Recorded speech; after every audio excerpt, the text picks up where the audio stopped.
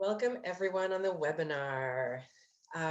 Today, I just want to acknowledge that though we are gathering virtually across territories and 4 time zones, we remain rooted in our physical communities on Indigenous land. IOTA is hosting this event from Chipuktuk, currently known as Halifax, on the unceded, unsurrendered territory of the Mi'kmaq people.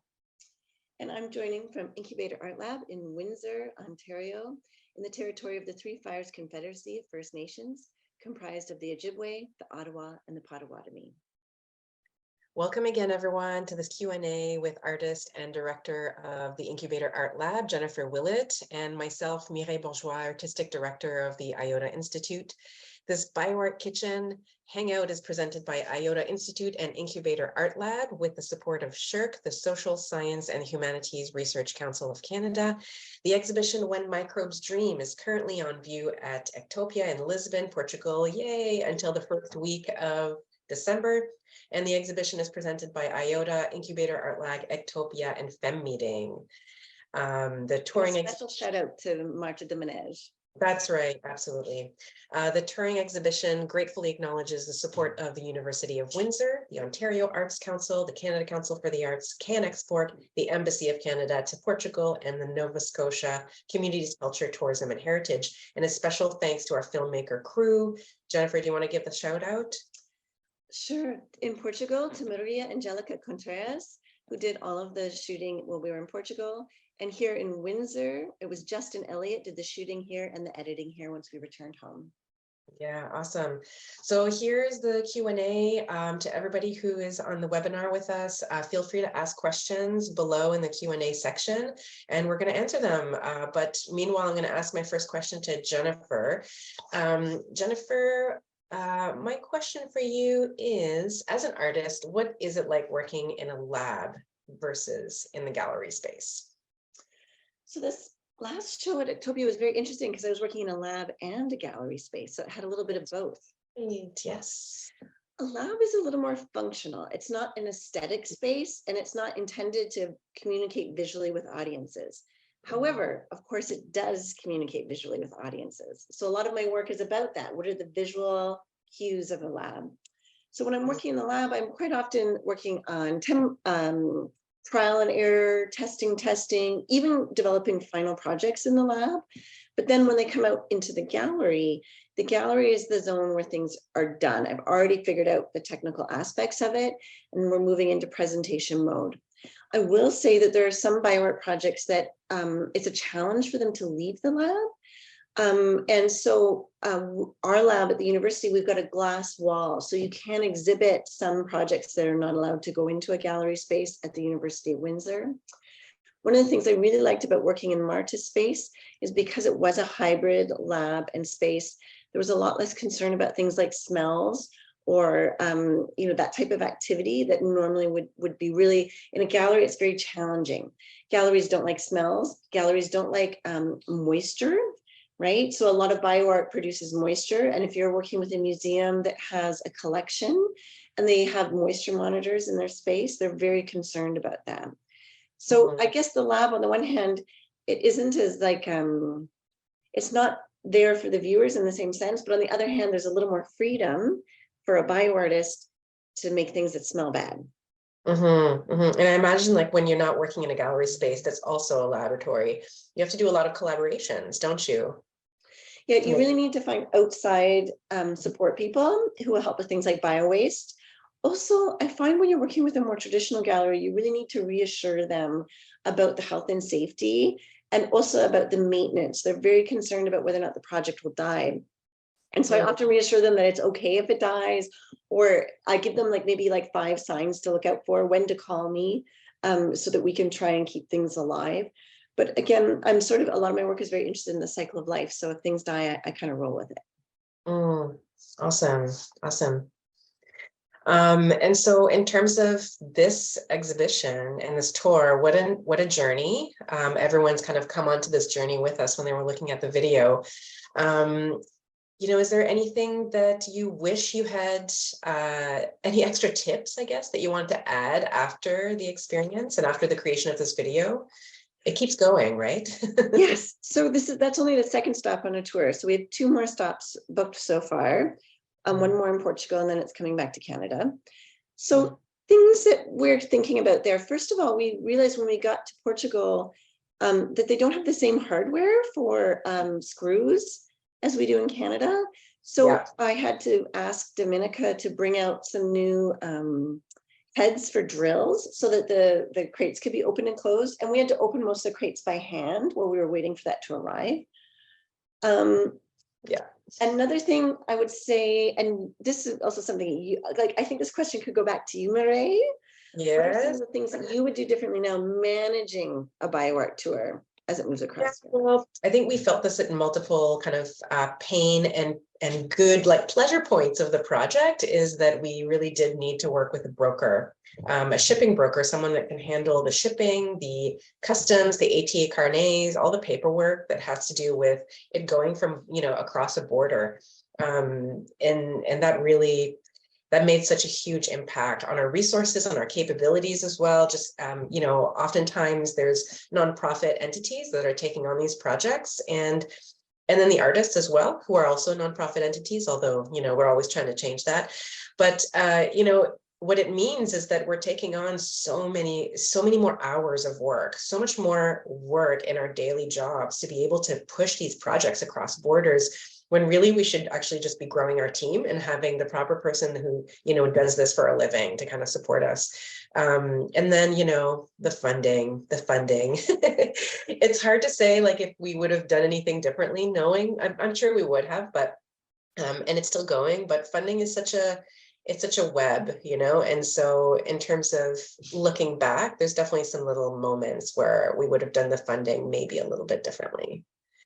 I concur. If I think about the shipping, the very first leg, Dominica and I did the ATA carnet, and it stressed us out so much.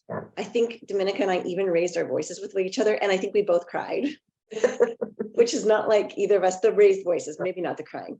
And so after that, we found this firm who does it. And I have to say that does increase the funding that you need to find. But as a person who is a skilled arts worker, I found it easier to find the funding to pay for the broker than I did to do the brokerage myself. That was a really challenging aspect. It's a good trade-off. So yeah, to sum up, bring your own drill bits and get the right people on the job. Right. I wanted to ask you, as a curator, what's the difference between working on traveling a BioArt exhibit over a more traditional exhibit? Well, I've talked about this before, and I don't see myself as a traditional arts curator, and I do work on kind of untraditional art genres, and also artists who are interested in different experiences that are oftentimes outside of the gallery space. And so in terms of a tradition of art curating, I certainly don't follow that, but I would say working in BioArt, I've been working in BioArt for a number of years now, and I feel more like an artistic director than I do a curator. And I think there's so much that I have to say about that, just, and how we kind of develop curatorial practices, how we work with artists, I think has to be responsive to the genre that we're working in. But also when I'm working with a bioartist, I'm working with an artist who it has been subject to being their own curators for such a number of years, because there aren't curators that necessarily have been doing it, or many curators rather that have been doing it. And so, well, you have a lot to say about that, but what it does is it means that, I'm working with bioartists who are also curators. So it changes the relationship to the work, changes the relationship to space, and to how we want to bring the artwork to the public, which has kind of been my interest in curating BioArt. What does it mean to bring the public in, and why are we doing it? Why are we doing it? What's important? Really interesting you say that, because you're absolutely right. BioArt was a fringe genre for so long, so we kind of had to do it all. Like, we made the art, we curated the shows, we wrote the papers, we published, and it much more like a science lab. We also, like, scientists have that sort of like where they're in charge of the full cycle, right, of their work. And one of the things that I'm learning about working with you is I'm excited to give more of those tasks over to you. This is the beginning of that. And I can feel like this sort of like trust and give and take building between the two of us, where I'm really curious to see where giving you more curatorial hand in projects could take my work. I think it'd be really interesting. Thank you. I would be fascinated with that. And I think I wouldn't term myself as a, bioart curator, but I'm a, curator that engages in bioart for sure. And I think it's necessary for me to get my hands dirty, make art in order to understand how it works and understand how you work. It's a little bit different than working with different genres. I don't necessarily feel like I have to get into it in the same ways to really understand it. So for you, Jennifer, how does the experience of presenting bioart change when you're facing a bioart audience versus the general public? So that's when I'm aiming at the general public, or even honestly, sometimes a more fine arts public, the tagline is always, is it art? And even my dear friends who are maybe more fine artists, but I've known for many, many years, if we go out for drinks together, they'll joke with me about my science fair projects. So I think that what happens is that when I'm aiming for a bioart audience, there's a given where we've all agreed that this is art. And not only that, but the bioart audience really knows what the visual language is, what some of the history is, because like a lot of bioart is very referential to its legacy. Like for some strange reason, I think it's also because of the intense, like bioart is a knowledge sharing genre. And in fact, we even describe ourselves as first, second, or third generation bioartists, because often we learn from other bioartists. So I think that a lot of bioart is also very referential to different generations within the genre. And I don't think that people in a fine arts or even just the general public would pick up on any of that. And I think going off of this question, there's a question from the webinar group from Alexis. Did you find the work was received differently by the FEMeeting audience than by a past audience? I think references this discussion that we're having right now. Yes, I would say so. FEMeeting is definitely a bioart audience, so they're very in the know. I think also FEMeeting recontextualize. So I already described the exhibition as a feminist science fiction. But I think that when you're in this environment that is so rooted in a sort of feminist ideology, some of that again is a given, and maybe even it pulls out or exacerbates those tones in the work. I think that a lot of the work has this sort of reproductive implications that maybe the FEMeeting audience is very aware of. The other thing that's interesting about FEMeeting is that so like we go into these like meetings and then we just lay it all on the line, and it's not for the general public. And so I remember at one of the very first FEMeeting, it was my first trip after I'd had the girls. And I think my talk was about like, having reproduced and making bioart and how I'd finally left the house and gone to FEMeeting. And so I think maybe also the audience, a lot of those people were also there for the first FEMeeting. And so they were, it was also very nice. Like we sort of share our own, challenges, but also the exciting rewards that we receive. And so I think it was really great to share it with that audience who remembered a few years before I was, having a hard time leaving Canada to now we're touring a show across Europe. I found this such a wonderful, like spongy experience about being in the context of FEMeeting with this exhibition, where there's like such an exchange, a real exchange of knowledge, where you speak a lot about exchanging, with your collaborators, being, non-human and human collaborators.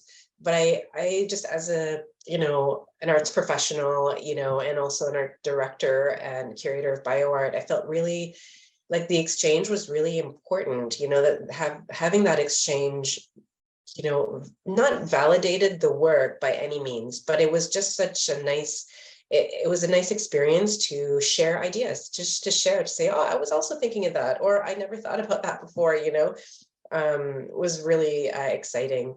It's a very warm, friendly, networked audience. So it's a little bit more like inviting your friends to see your new work than inviting just an audience or general audience. Yes, and I think you're absolutely right. It's also like a cheering squad People, I don't find it to be a very competitive environment. I find it to be a very supportive environment. So it was nice to be supported and cheered on, but it was also nice then to support and cheer on others as they presented their work in that context.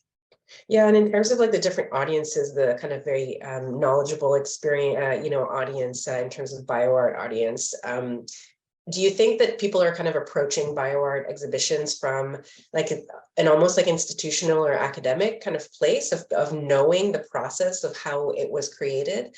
That kind of like, oh, I know what Jennifer's been through, like I understand these challenges, versus like an audience member that's not experienced, that will kind of see it for almost like face value, which would be like, oh, this is like quirky and fun, and like this is sciencey, and this involves me, like it's almost like personal.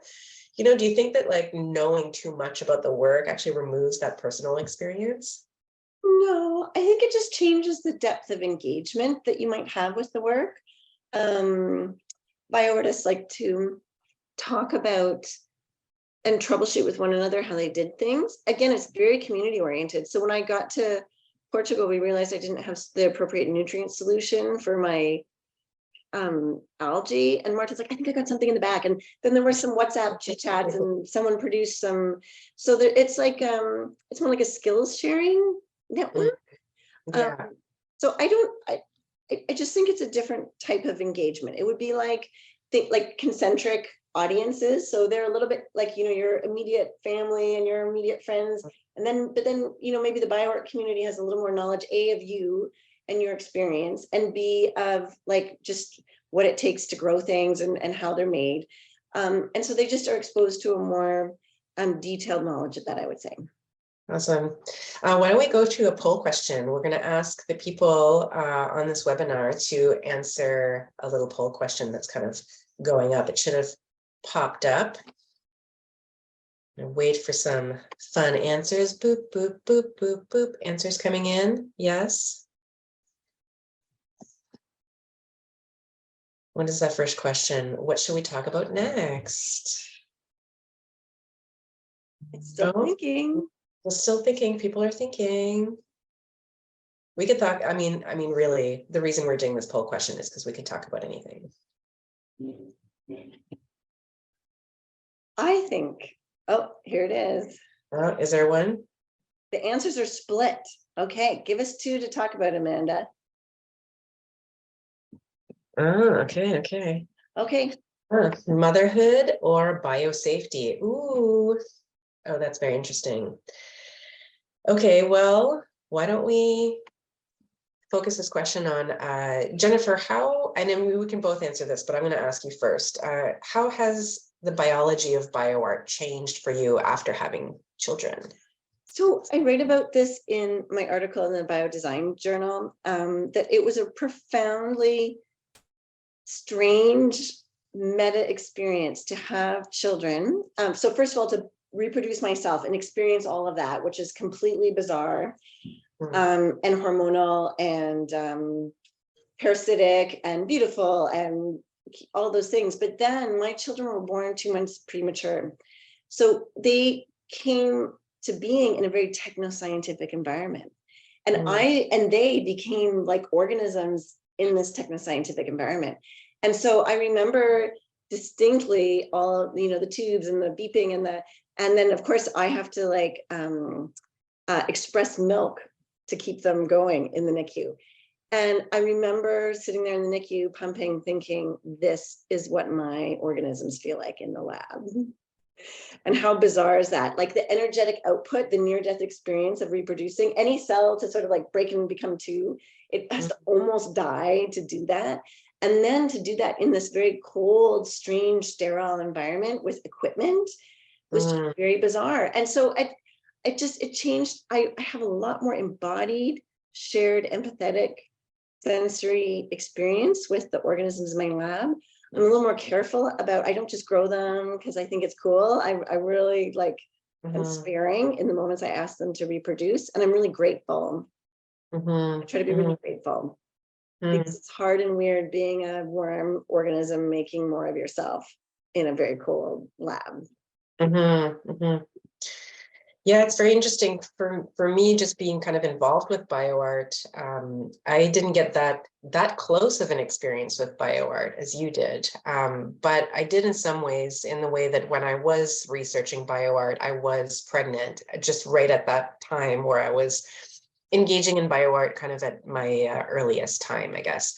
And this idea of protecting what the incubator became really interesting, because I remember I was preparing petri dishes for you while my 2-month-old was in a stroller behind me, kind of thing. And, just kind of being like, knowing that, okay, well, this is safe, but then also feeling a little bit uneasy about it. Like, is this like, who are we collaborating with right now that I can't see, And so this idea of like protection, became kind of, I guess, a little bit different. But bioart for me became a little bit more personal, when I'm at it. Yeah. I'd like to say, so you can probably all tell that I'm sick. We have the flu. My house is a big petri dish right now. And so it's really fun watching all of the different germs and microbes and viruses move through our family. Like, you realize that there's a real intimacy. It's impossible to be a family and to not share all of these microbes, right?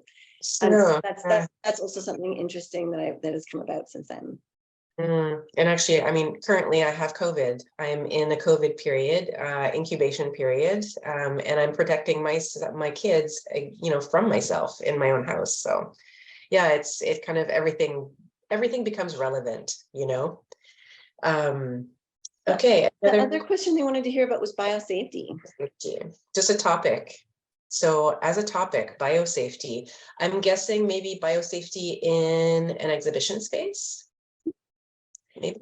So first of all, I'm a biosafety officer at my university, and that has also really changed me as much maybe as motherhood in some respects. So now, I remember once I was on sabbatical a few years ago, I was installing in a show, and I felt that it was really like I could sense that the fire exits were being blocked. And like, you work in an institutional environment, and the rules of the institution like inscribe themselves in your body. So I'm very attuned to biosafety. I'll also say my university is very rigorous. So it means that I have to keep my projects at a very high level of assessment. So when I think of biosafety, I also think of things like regulations. And regulations around biosafety are not necessarily what is or is not safe. It's about almost entirely eliminating any possibility of unsafety, right? Especially when I'm at the university, or if then I have to maintain that level.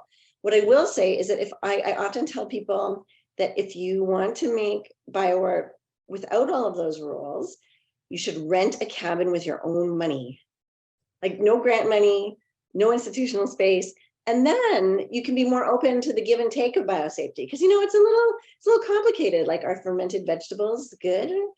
Because like in the lab, if you ferment some vegetables, you can never eat them. You can't guarantee what's in there. It's considered a hazard because it's like an unknowable organism that is in there.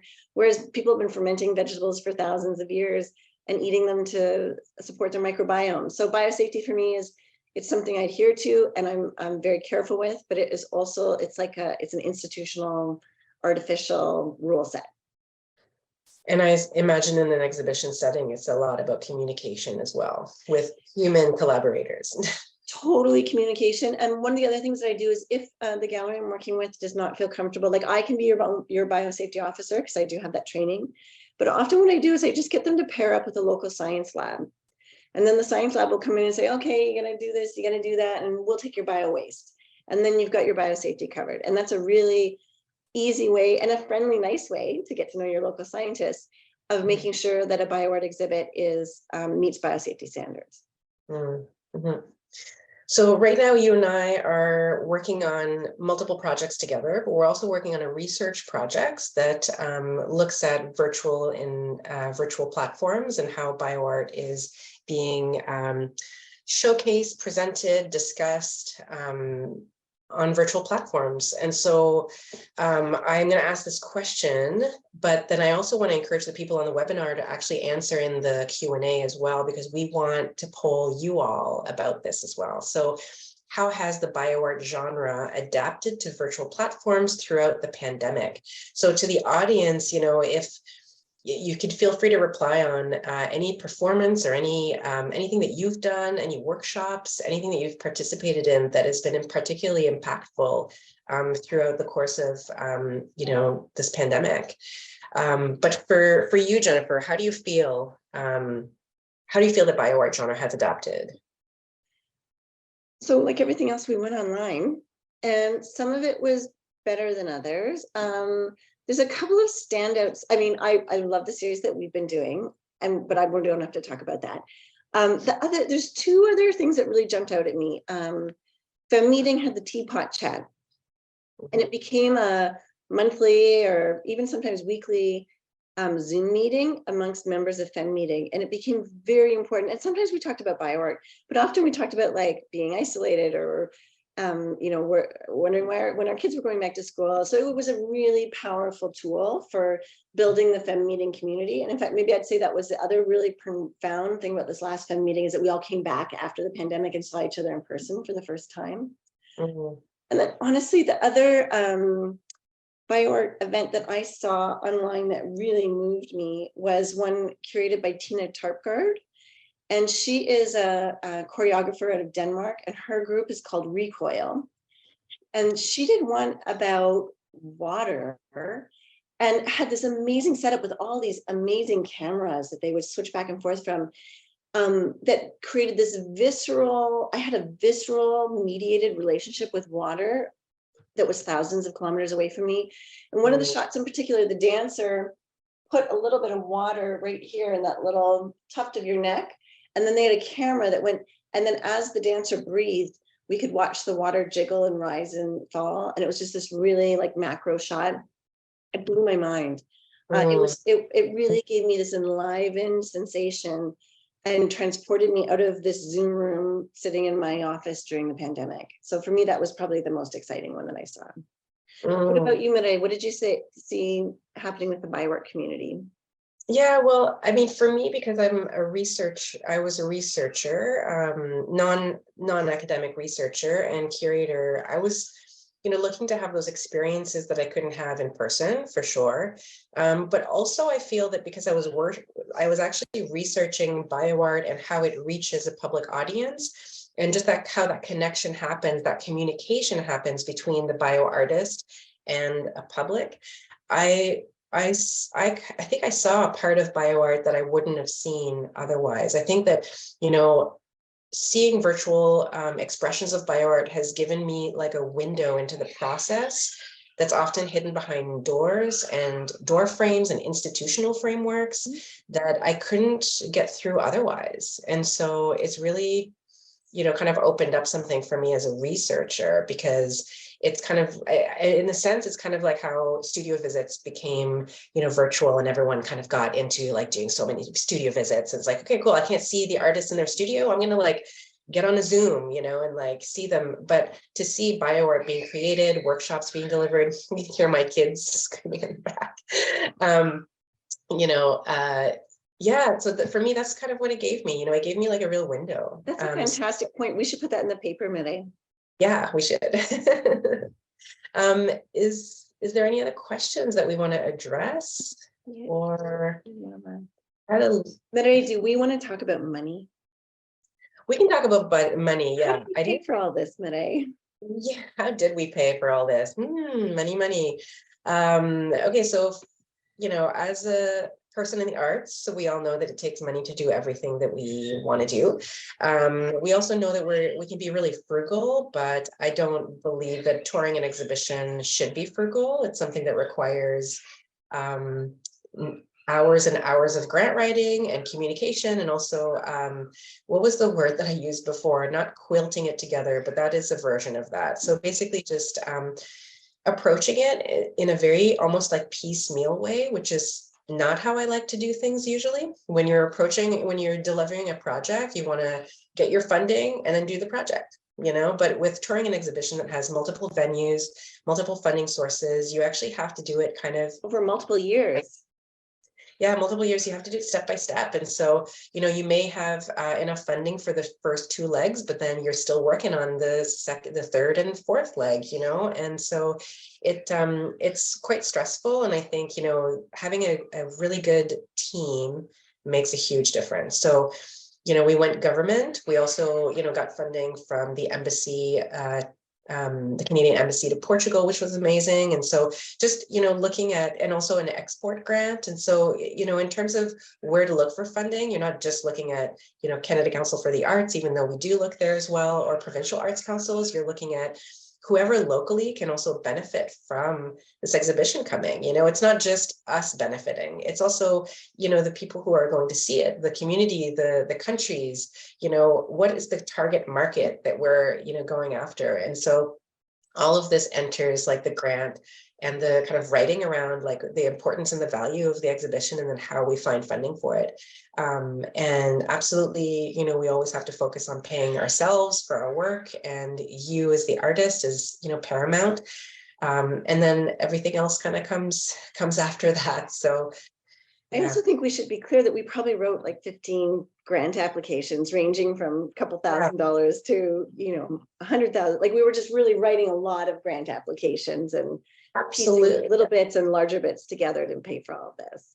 Yeah, and piecing is really the word, because some grants only cover certain types of expenses, and so then you really are quilting, colors together, shapes together, hoping that you'll have a full blanket, so and currently we're still fundraising to bring the show back to Canada for the Canadian leg, which it is it has a Canadian leg. So yeah, it takes a lot of time and energy, and disappointment. Disappointment is like part of that. Like sometimes you fail, sometimes you succeed. So yeah, it's interesting. If anybody wants to know more about funding, I could talk about that a lot. But I think we'll end here with questions on funding. But is there any last thoughts that you want? I don't really want to end on funding though. Is there like a better topic we can? I just want to say I had a really good time. Thank you so much. Yeah. I to Ectopia, to FEMeeting, but also to yourselves. Like it's been really interesting traveling a show with IOTA, and a very fascinating collaborative experience, but also like really a lovely personal experience, getting to know you and your team better, doing a little traveling together. And like I said earlier, it's changing my relationship as a bioartist, where we're so used to just handling all the steps.